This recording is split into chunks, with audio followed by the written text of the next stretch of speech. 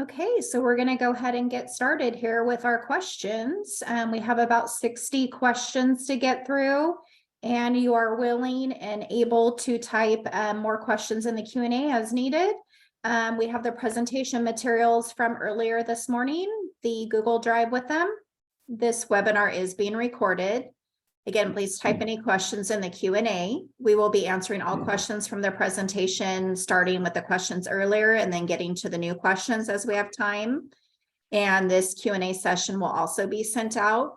Again, a couple disclaimers. Please check with your monitoring authority regarding their requirements. And CTC has purview over granting and denying all applications submitted for review. I will let our panelists each introduce themselves. And then myself and Stephanie will be reading off the questions.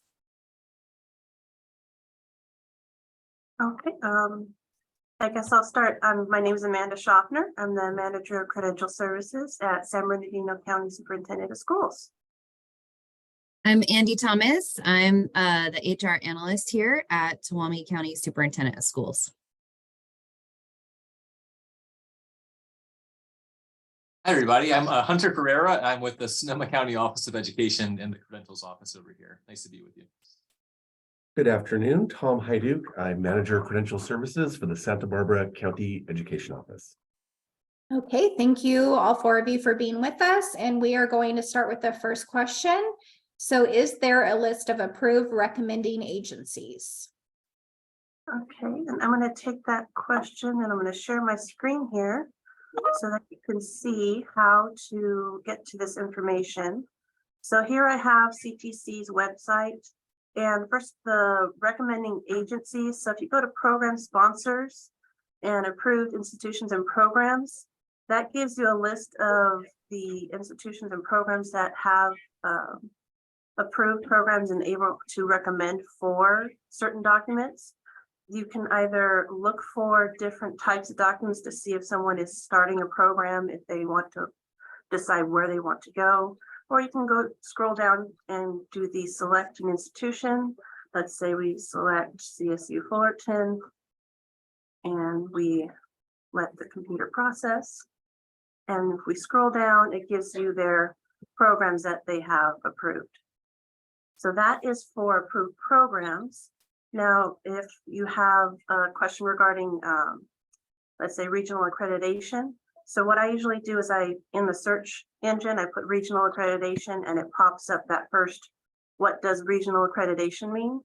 And if I click that, it gives you an explanation of what regional accreditation is and how in accreditation you have certain levels of standards. And so some meet accreditation standards and others meet regional accreditation standards, and CTC will only accept courses and units from regionally accredited institutions. And so here, if you scroll down, these are all the different accreditation bodies that are accepted for regional accreditation. So if you're looking for, let's say, Maine, you can do a control find for Maine, and you can see they fall under the New England. Then you can go to that website and search for the institution from the transcripts to see if they are regionally accredited under that body of approved body.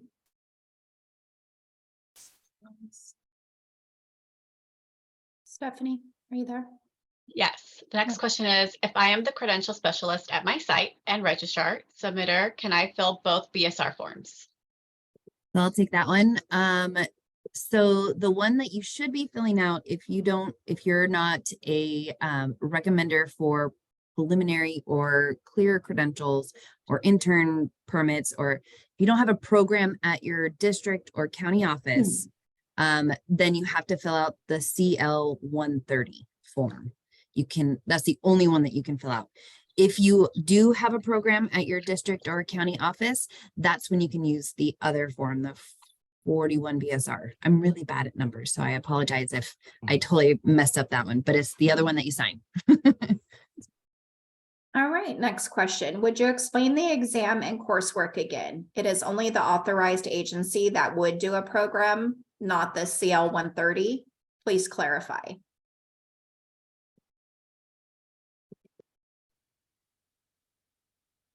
Hunter, I think you might.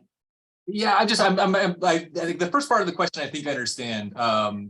So would you explain the exam and coursework again? So I'm assuming they're talking about combining, which I know certain exams can be combined with coursework, like Andy and Tom were going over earlier, CBEST portions can be combined with coursework. What I did learn personally recently is that that's not applicable to out-of-state exams. And if you look at the CL 667 leaflet, that's not possible. So you can't take like the praxis scores from North Dakota and combine those with coursework. So just a little tidbit there. The second part of the question, it is only the authorized agency that would do a program, not the CL 130. Please clarify. I might need help with that second part. I'm not real sure what the question there. I believe it's asking if someone that doesn't have a approved program can do the combo option. Okay. That sounds about right.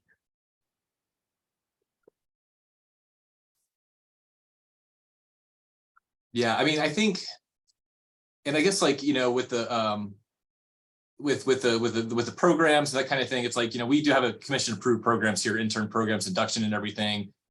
So I know like where I sit, I provide credentialing support for our programs.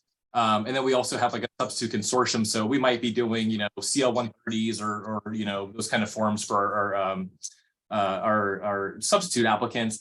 That being said, we have folks in our North Coast School of Education, our teacher preparation side of the organization here. I wouldn't personally be filling out like a 41 BSR form. That's just like, how internally it works here. I would probably be communicating with like our registrar support staff in North Coast if they were going to do that for like one of their teachers. It's not saying that you can't do that. You do have that flexibility if you have a CTC approved program, but if you're going to go that route, I would be in communication with that side of your organization. Thank you. Next question would be, can I use the 41 BSR if we have an induction program and recommend for clear credentials? Yes, you can. It's an interesting thing.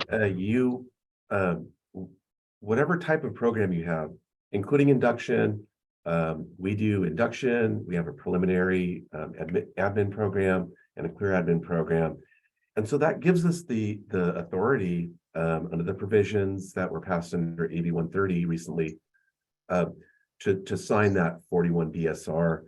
And just a quick sidebar, it also gives us the authority, which is random to me, to approve subject matter, which I don't feel necessarily like I am competent to do in all cases, but apparently we have the authority. Okay, next question. If CBEST is transmitted directly to CTC, is it necessary to upload a copy of their scores when recommending them for their credential?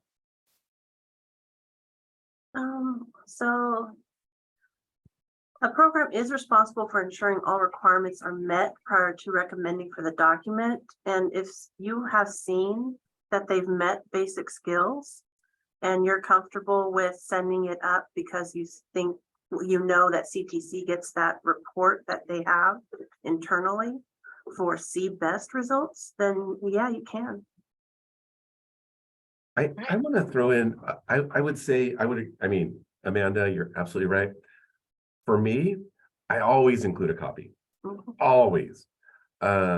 It's just a best practice. Every now and then CTC doesn't get the full information, a few slip here and there. I would just include it unless there's some overwhelming reason not to. Yeah, another thing is that internally we keep a copy of all of the documentation electronically, so that just in case, like Tom was saying, we can go back and have that confirmation internally and share that with the commission.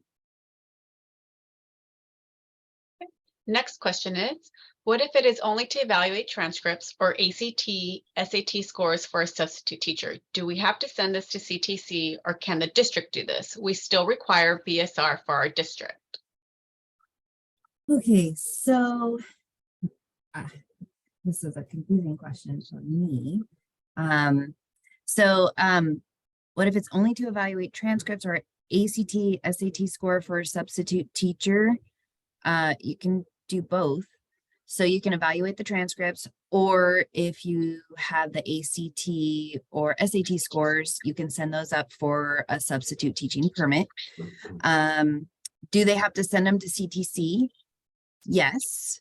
Now, if you're the county office, so if you're a district and you send them, if you send your own applications off to CTC, then the district would send them. If you're a district and the county office does all of your applications, like where I am, because we're so small, I do all the applications for all of our districts, then it would be the county sending them. So whoever is sending off that application, that's who would send off the evaluation for transcripts or the ACT, SAT.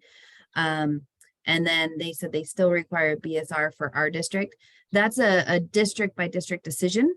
I know there was a lot of discussion about that when they started waiving the BSR for our substitute permits.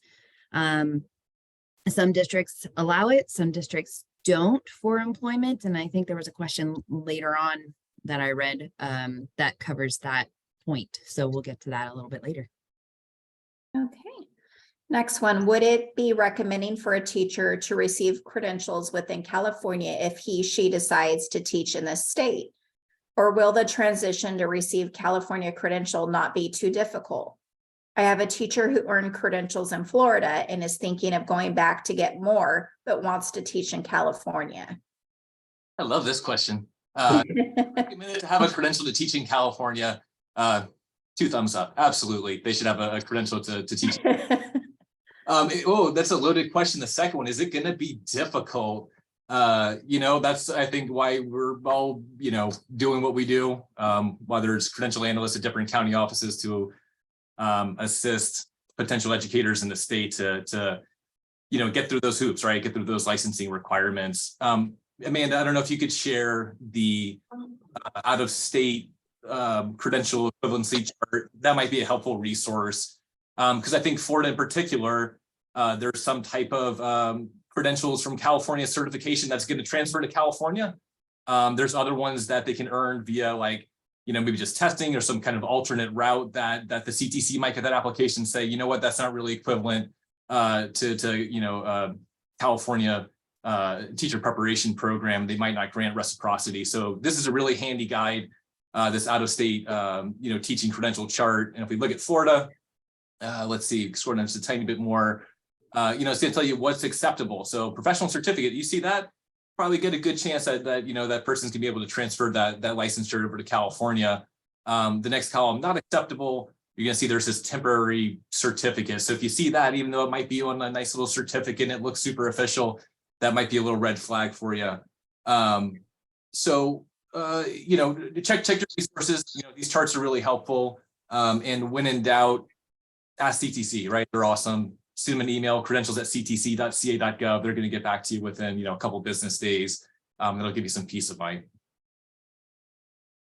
All right, next question. For coursework areas to demonstrate proficiency in reading, writing, and mathematics, are these high school courses or college courses?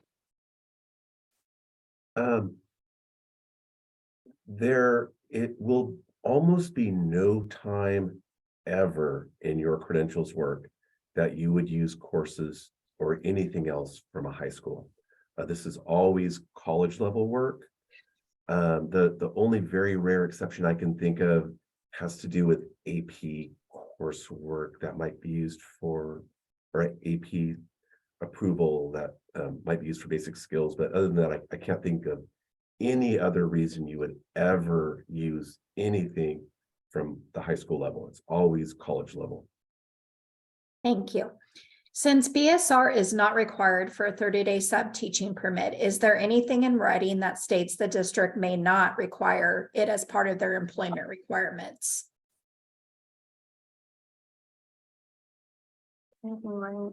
Actually, if you look on the CL 667, share how to get there. So if you are in the SIG, resources, leaflets and forms, 667 is our favorite number for basic skills. And if you look here, This is where it says basic skills requirement may also be an employment requirement, but CTC doesn't have purview over employment requirements. So just to keep that in mind, if you're going for those sub permits right now and you're not having that basic skills requirement for the actual permit, and you're having it as an employment requirement, it's good to keep a copy of whatever way that they are meeting basic skills through all of these different, there's 8 options on file, and just in case they go to apply for a STIP or a PIP in the future, and you have that handy.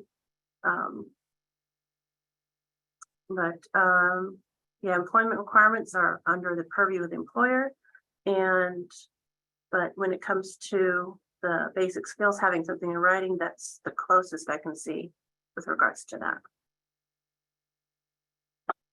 Next question. Do official transcripts need to be sent directly to the employer, or can we accept official transcripts that was sent directly to the teacher?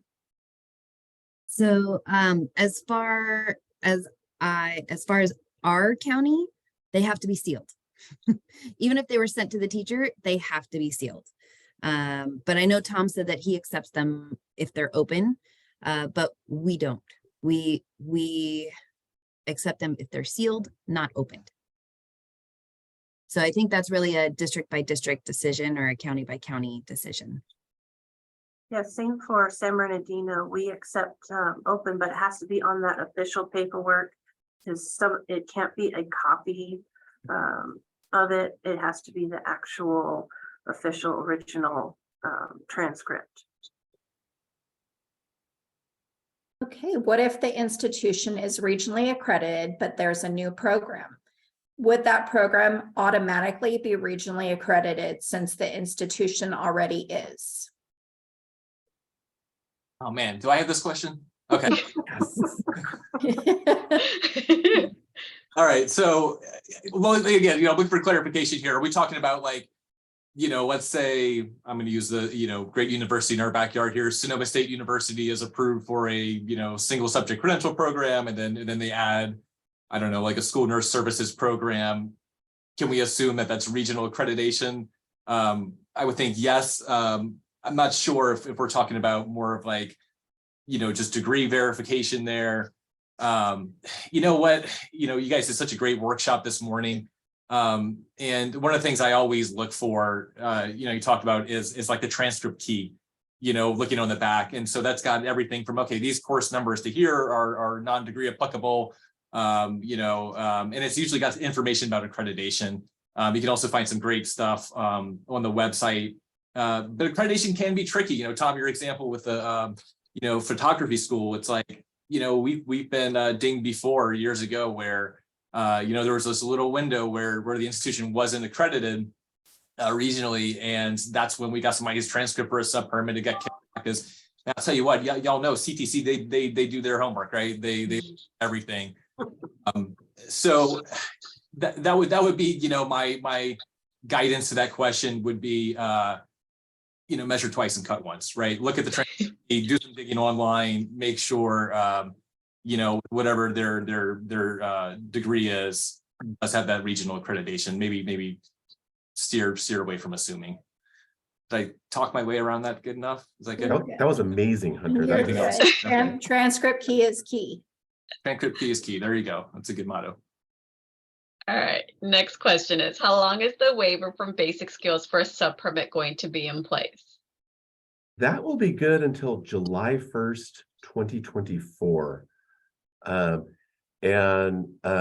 already planning to advise my districts that if they're applying for one of those, say at the end of June 2024, they're going to want their applicant to pay the application fee pronto, because if you recommend it, say, June 23rd, but they don't pay until July 2nd, will CTC honor that?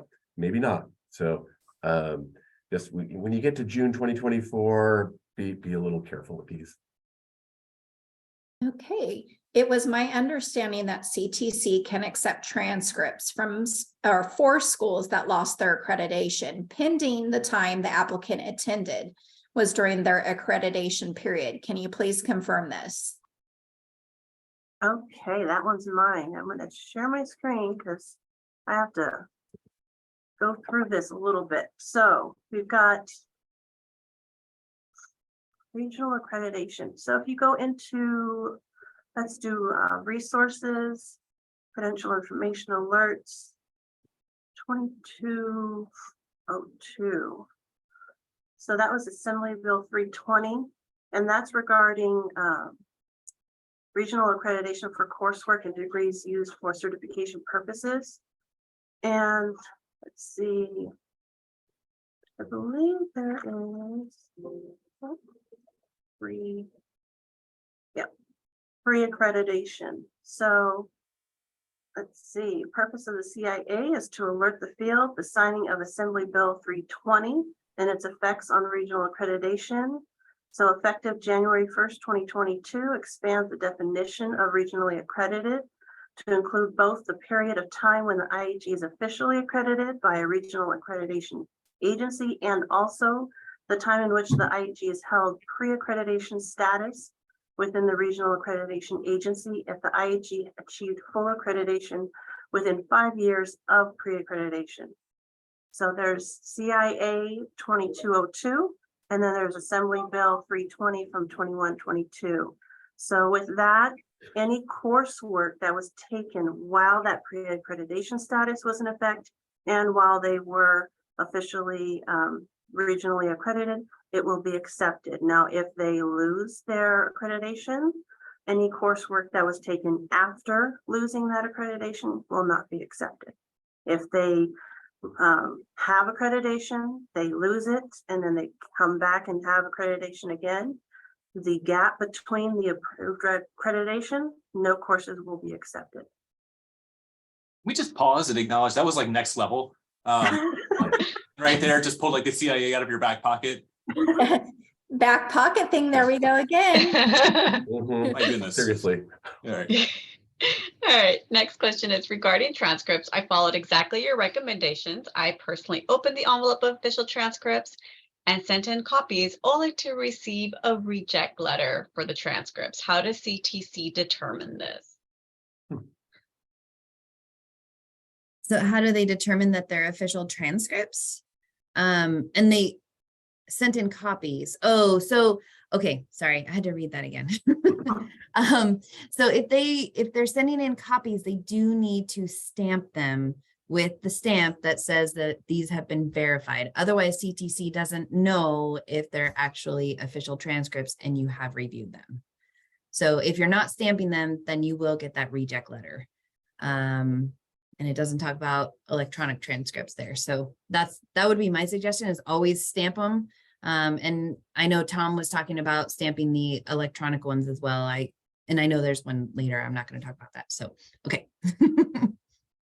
All right, the next two questions are both about when verifying transcripts, should we date and sign the transcripts or just sign? We do have communication from CTC that if they use that 41.4 page 1, and if you fill that out with your email address and the requested issuance date, you're certifying that everything behind it is true and official. But if you as a county office, district, or employer want to make sure that everything is stamped, that's your purview if you want to do those stamped as well. Yeah, I think that was a great answer. And I think that's what they're looking for. They're looking for something official that this came from an employer or county office, right? And so I think for us in Sonoma, just the way I was trained over here is, we've got our special stamp that we hit that 41.4 with in the top right corner. And, we do our verification. CTC talks about that we're in a circle of trust, and it's a beautiful thing. And so anything behind that, like transcripts, they're counting on us to certify that we've seen an original. And Okay. I will tell you, even if you have your email and the date in that little box, sometimes they will still send it back, because I've had that happen. So maybe I'm just not in their circle of trust. Well, they do spot check sometimes. I do know they spot check sometimes. Yeah, what'd you do, Andy? Spot right. check Andy. So if a paper application is being sent from the district or county, can we print out the electronic copies? if sent directly to us and certified and signed by us. Yeah, you can. And that's really, that was really the message that we had wanted to convey, is that as the county office, as the employing school district, as the employing charter school, you do have that authority.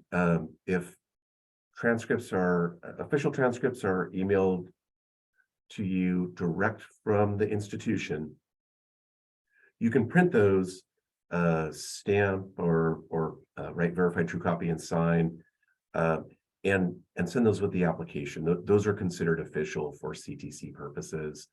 There was a question a couple up asking whether you should just sign or sign and date.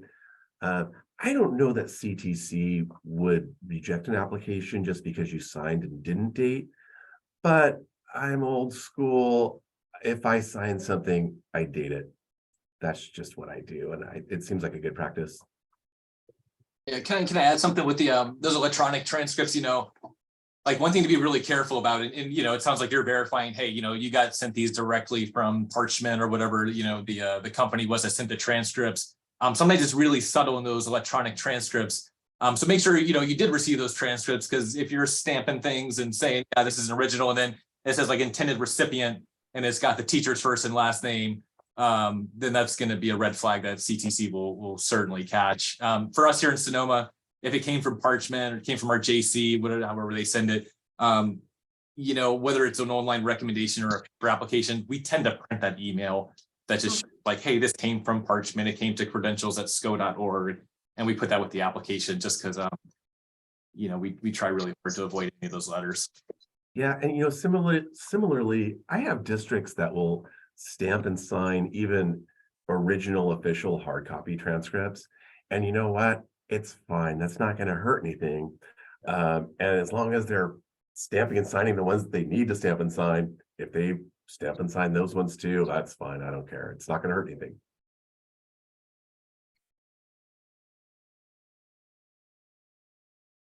All right, the next question is, what is the qualifying score on the SAT or SAT to meet the math requirement? Okay, that's me. So we're gonna go. Yep. So resources, leaflets and forms, 667. And basic skills.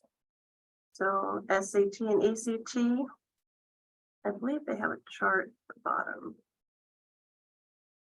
SATs, so qualifying scores, math 550, critical reading or verbal 500, and then college board. So if it's taken after 2016, qualifying scores, math 570, evidence-based reading writing 560. I really love this leaflet. The next question is, what is the easiest way to figure out if they are quarter or semester college or universities? So I'll just share the one screen from our presentation, and it's the back of the transcript. Always look at the back of the transcript. That's the easiest way to tell. If you're looking at the front of the transcript, you probably can tell if it says fall, winter, spring, summer, those are quarters. But by looking at the back, that's how you're going to tell, especially if you get those weird ones like Brandman, or now it's UMass Global. Technically, they don't have terms. They have semester hours. So they do list them in hours. Yeah, I'll throw in about transcripts, and you'll find this out quickly. All these institutions do their own thing with transcripts. There's not a standardized way of doing it. There's some that are so wonderful. You look on the back, has the accreditation, has a list of different course number ranges. These are non-transferable. These are lower division. These are upper division graduate. They say whether they're semester or quarter, and some don't. Some just leave out really critical items of information. Why? I don't know. But yeah, a lot of times it's detective work, some really jump out. Sometimes on the transcript, it'll say, fall semester or fall quarter. Others, you look on the back, it has the information. Others, you go to the website and find it, or you Wikipedia them. Wikipedia has really helped me with finding out those kinds of items. Every now and then, it'll be impossible to tell, and you might have to contact the university. That doesn't come up that often, but very occasionally you might end up having to do that.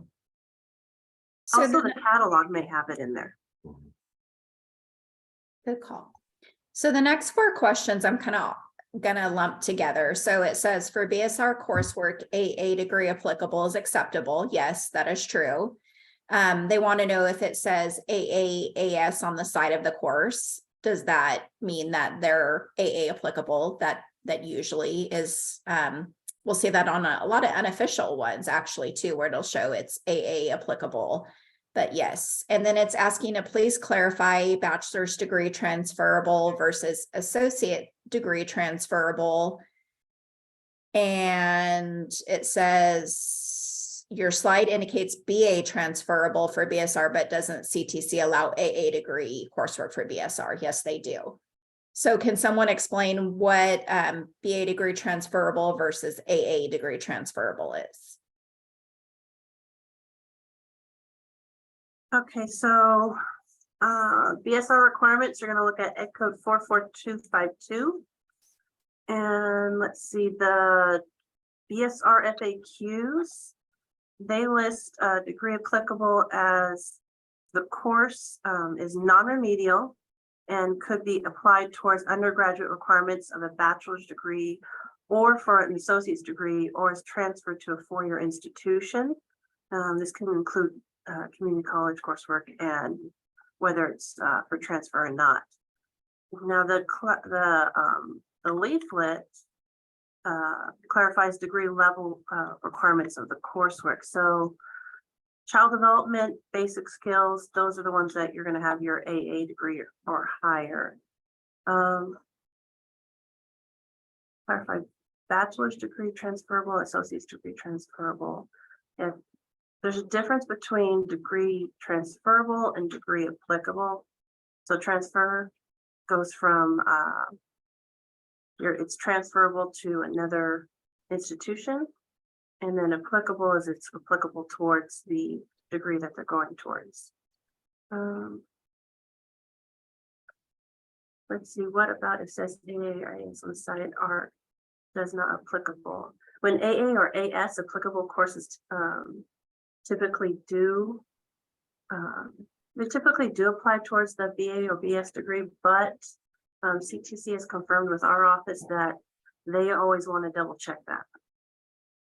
So as always, CTC has the final say, final purview over those.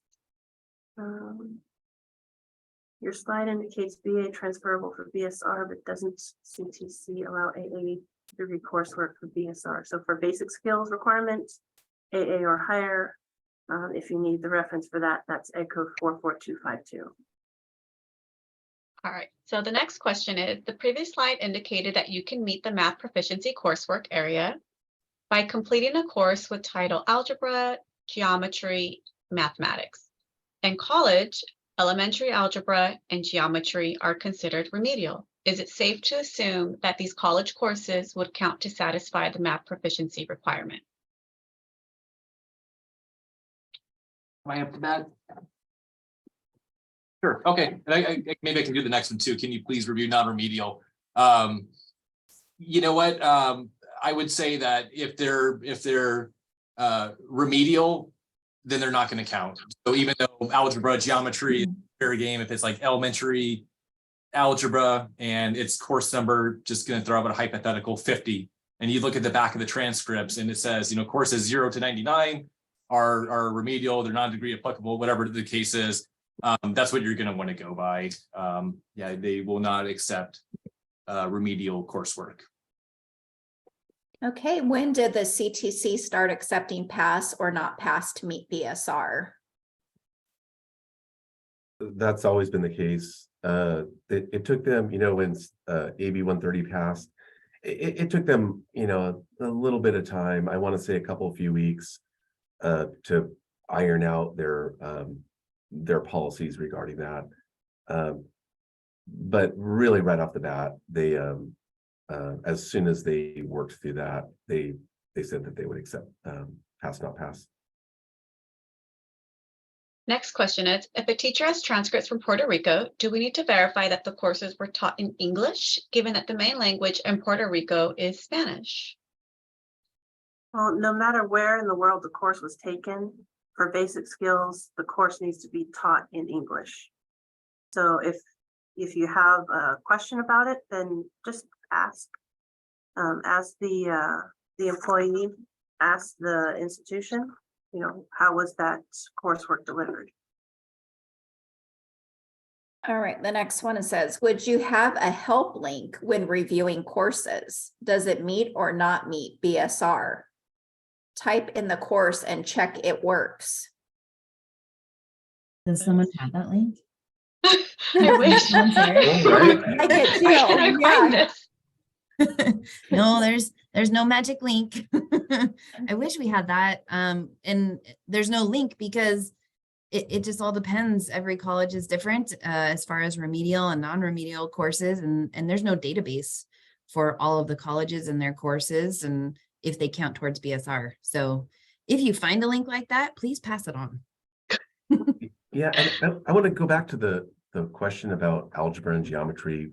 The question asked because those are typically remedial at the college level, but that's not necessarily the case.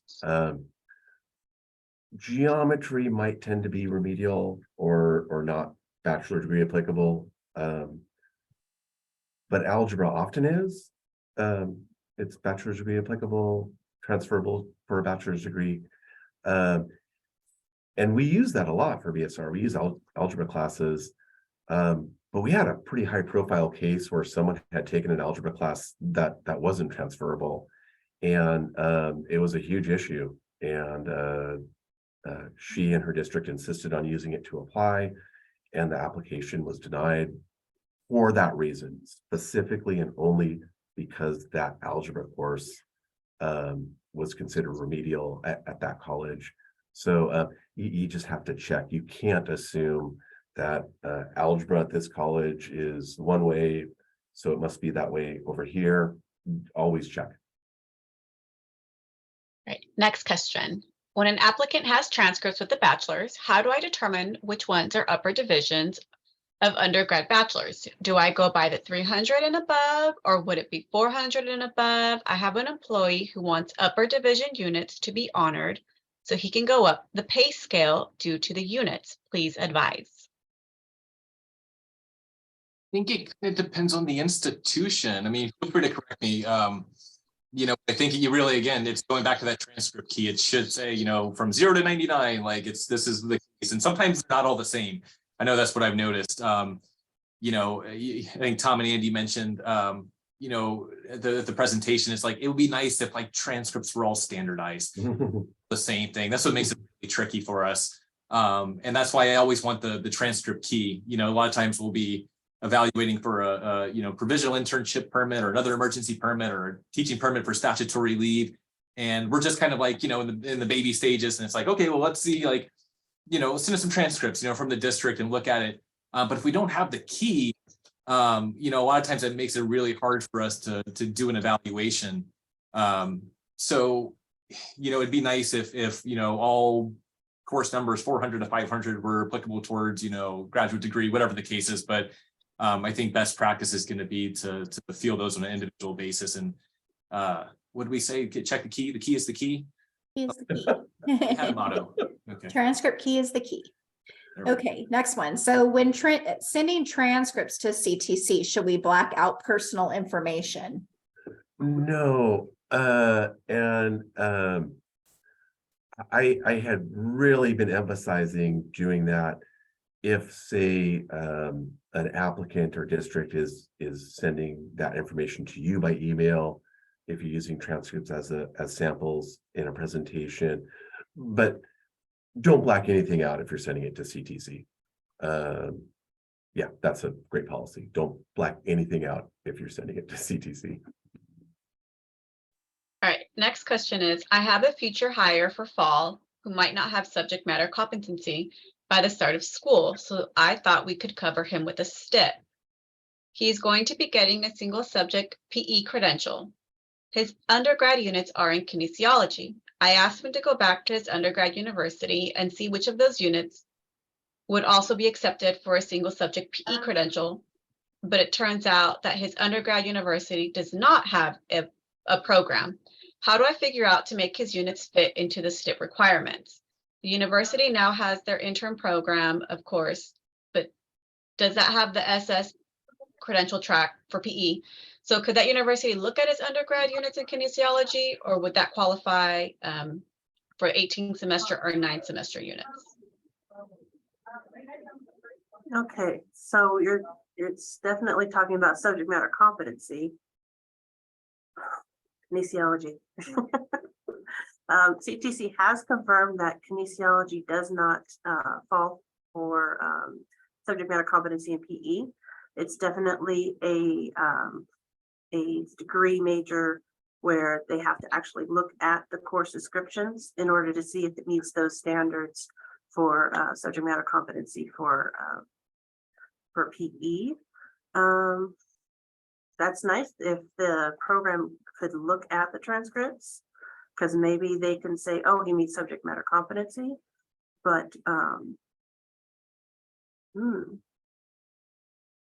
definitely would have to see if they have the 18 semester and then upper division units for that PIP, and if not, then the 12 units for the waiver. Yeah, I would definitely see what the program says regarding those courses, and then make your determination from there on if you're going to move forward with the PIP and see if that goes through with CTC's review, or if you're going to look more towards the waiver, or see what other options are out there. All right, next one for BSR. I thought they needed more than 3 semester units to meet this requirement. Is that not the case? No, it's just 3. And the reason that I put in a additional class underneath it is just in case that one class doesn't work, but they only need 3, as far as I'm aware, 3 semester units, not quarter units. If you want a reference for that, that's Ed Code 44252 B10C. Thank you. Next question is, what about classes on BA transcripts that show up as transfer class? If we want to use those classes, can we use the BA degree transcripts still, or would we have to have official transcripts, copies of the courses from the school which the transfer classes were taken? All right, you guys can jump in here, but I think it depends on what you're using those transcripts for, right? If all you're looking for is a bachelor's degree because you're applying for a sub permit, you're good to go, right? You got a bachelor's degree or higher verified. If you're using those transcripts for an evaluation for an emergency permit or something like that, and you need to crunch those units because you're putting them into those different piles for humanities and all this different stuff, then you're going to want to get those, or even for BSR, right? If you're trying to use units to plug in for different areas for the basic skills requirement, then you're going to want to get those transcripts from the junior college or wherever they're coming from. The only other one that comes to mind is like the prospective sub permit, which I haven't done a ton of those lately, and a lot of times those come with a whole bunch of units transferred over. And y'all help me out. If it's maybe so many units are transferred, then do they also have to provide the other transcripts? Well, for sometimes the transcript will only say CR, and then so if you're using units, it only says CR, and okay, did they pass? Did they get that C or better or B or better, depending on what they're looking for? Good point. Yeah, sometimes you need those other transcripts, and sometimes the detail that is on the most recent transcript covers it all. So it just depends. Yeah. Good practice, I would say, is to not use that second degree verification and get the junior college transcripts. I know sometimes it becomes like the hugest deal in the world, like when you're asking your 6-year-old to pick up the toys they were just playing with. But But, it's not a big deal to get those transcripts typically, and better to have as solid an application as you can in every time you send it. You don't want to get it rejected because then it goes under the microscope and it's just going to be that much more challenging. So you guys, we have about 20 more questions and we got about 10 to 15 minutes. So I'm going to combine the next two together. So it says, can you explain a bit more why liberal arts is not allowed as a major for a PIP? And then they're asking if a BA in liberal studies is the only one that satisfies subject matter competency. Okay, AB 130 and your ed code is 44259. So that is what states that the bachelor's in liberal studies can be accepted for multiple subjects. And bachelor's in liberal studies is not the same as bachelor's in liberal arts.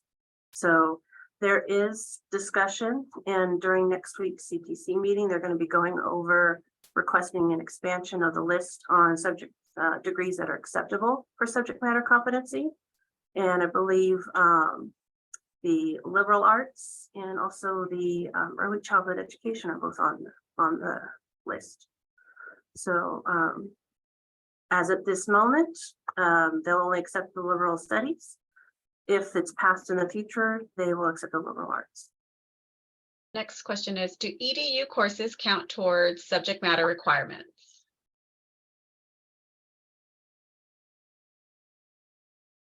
I think we'd have to know what the course actually is, because some EDU courses, those are usually your education ones that are going like all your preparation for your credential courses.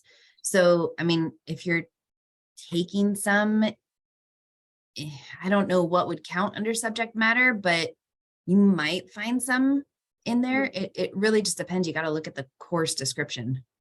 Definitely the course description. One of the examples that I give my districts is the EDU courses or a math course. They're teaching the course content. They're teaching how to do the math problem. In an EDU course, they're teaching you how to teach to do the math problem. Mhm. So it's the different perspectives. So the course content, the course description definitely would help. Okay, for assignment monitoring, can we also use the transcript evaluation form and use subjects from each discipline category to evaluate for ed code authorizations?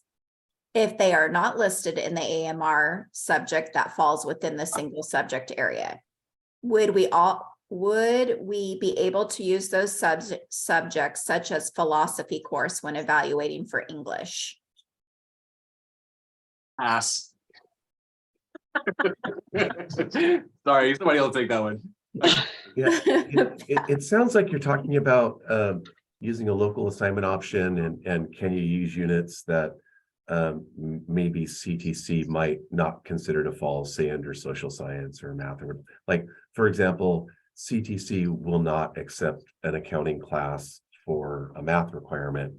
But can you, for a local assignment option, can you as the employer, can you send that to your board for approval under 44263 or something like that, for math using an accounting class?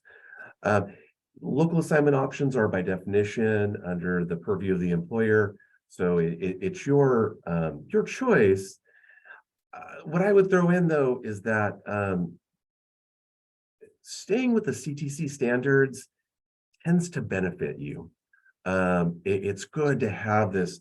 I mean, because you can always say, if it's ever challenged, you can say, look, but CTC accepts that. Whereas if you pull in this other class that wouldn't be accepted by CTC and someone really fights it, pushes it, whatever happens, then it's not probably going to go best. So you can, but I don't think it's a good practice.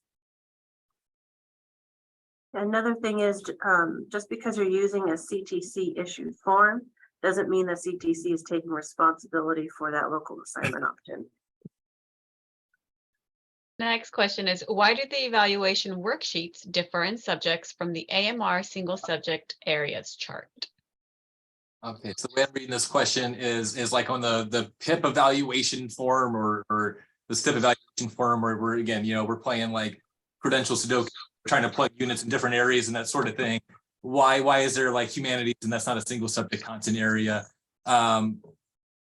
Short answer, I have no idea. Why that is. Maybe it's to make it more flexible. I think the idea of those evaluation worksheets is to make sure typically somebody is going to be teaching in a self-contained classroom, right? They're teaching all the subjects to the same group of kiddos, that they're well-rounded to a certain, extent, that they've got, some units and then, maybe like a PE related subject, and they've got some language arts, and they've got, a smattering of knowledge to be able to like, be in the classroom with students on an emergency permit with no teacher preparation program necessarily behind their back.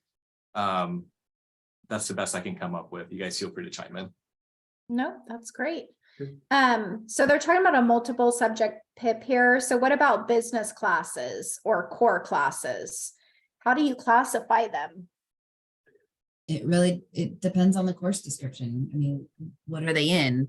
I haven't found a lot of business classes that actually work for a lot of things, but there has been some like I think like accounting for business I've used as math, and they've accepted it. All right, next one is, could communication or communication studies courses count under speech when analyzing for multiple subject permits?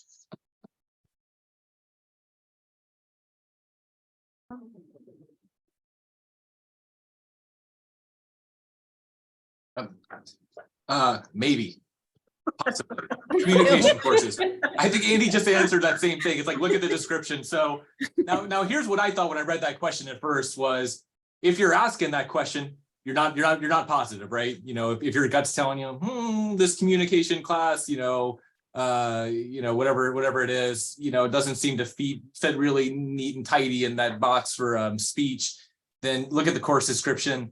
If you send an application to CTC, provide them with the course description. And if I were you and like that was going to make or break the application, I'd be emailing CTC and begging them like, hey, I know like, you can't evaluate via email, but what do you think? Or I'd be asking colleagues, getting some feedback. I know we're running short on time, but I would say I think one of the hardest things about our jobs is these instances where we're not really sure and we're putting our neck out there and issuing a temporary county certificate. And the worst case scenario is that we're going to find out in 45 business days that, oh no, they didn't count that communications class towards speech. And it would break my heart to have to email a district and say, sorry, you got to pull that teacher who's been with those kids for 2 to 3 months out of the classroom because the commission says that communications class doesn't count for speech. They don't qualify. And not trying to make it heavy, but that's the weight of your question, what that can really mean for students. So all just things to keep in consideration. Yeah, and for me, the most important thing in those instances is to communicate that to the employer so that they're going to be aware and they hopefully communicate that to the employee. Yep. All right, thanks, guys. You used accounting units for the math section for BSR. I thought those were towards business only. I've used them for math before and CTC has accepted them. As long as you send in the course description and show that it is actually math. Next question is, can graduate or credential program courses count towards the 20 unit requirement needed to apply for a supplementary authorization? I'll chime in, like Hunter said, potentially, it's going to be case by case. Typically, credential program classes are not subject matter classes that can count towards a supplementary authorization though. Hey, if a person has a BA in geography, wouldn't they meet subject matter competency for social science? No, No. it has to be exactly in history. With social science, it's a broad. Or, I'm sorry, yes. subject. You have your world history, your geography. So geography is just a small portion of that course subject matter competency. Yeah, and they have said that it has to match exactly. Yeah, and I think if I add one more thing, it's like, I think all these different terms like subject matter, competency is a different thing than, again, if you're looking at like that single subject PIP or STIP evaluation thing, and you're trying to fit, things in that social science box. Well, it's like, okay, yeah, if you got a geography degree or a psychology degree, you probably got the units, 18 units for your social science authorization. Subject matter competency evaluations are a different animal. They're looking at all the different domains of the CSET exams and like, does it cover US history and American history and like trying to find courses. So, like Andy was saying, geography, that's not gonna cover all those domains. All right, next question would be, would philosophy be considered as a humanity which falls under social science? I believe it's one of the ones that can fall under either humanities or social science. But like Tom was saying, you can't use, like with the BSR, you can use it twice, but with a PIP or a STIP or a TIPSL, it can't be used twice. It can only be used in one area. So you have to decide which is better for the applicant. Okay. How would I know when to use the basic skills requirement evaluation worksheet? If you're not a credentialing authorized program, a CTC authorized program, you're going to use the worksheet. So I would say if they don't have CBEST or passing ACT or SAT scores, anything like that, you would want to Yes. look at coursework. Yes, sorry. Yeah. Misunderstood that one. I got confused when we are not counting the letter C, and when completing the form, we count the letters C's and up. So I guess they're assuming for a PIP, yeah, it's C- or better. Yeah, and then for the BSR, it's B or better. Go ahead, Steph. Another question is, I have a potential teacher that hasn't passed the basic skills requirement. Does that mean they need to take CBEST? If they need to take CBEST, then yes, but they can pass it other ways. So, whatever is best for the educator. Definitely look up that CL 667 to see which one of the 8 options they fit into. Okay, next one on here is, we have had employees turn in transcripts, but they want the original transcript back. Can we make a copy of the original? And will CTC accept that? Yes. And that's a good Right. practice. That's what I recommend. Just want to thank you everybody for attending, fellow panelists. Great to be up here with you. I have to jump off now, but thanks Thank everybody. you, Hunter. We Thanks, only got Hunter. one more left. Thank you, Hunter, so much. Bye, All right, take Hunter. care. Bye. All right, so the next question is, I thought when the box at the top right-hand corner of the 41-4 is complete, it verifies all documents attached are true copies. It does, under theory. Like, yeah, like we were saying earlier, there are sub-districts, some county offices, they have their own internal process to stamp every page, front and back. And then there's some that they just do the top right corner of the 41-4. So I just wanted to thank everyone for attending, and thank you, Andy. Thank you, Tom. Thank you, Amanda, Stephanie, and of course, Hunter already left. Thank you so much for your knowledge and your humor. And you got to be able to laugh about things. And so we appreciate everything and your expertise. And the next session will be next Wednesday, again, 9 to 11, and then 2 to 3 Q&A. And that is on teaching and emergency permits and limited assignments and extensions by appeals. So we hope to see you then. You can still register for it. And thank you, everybody. Have a good Wednesday. Thank you, Bye-bye. everybody. Bye, everyone. Bye.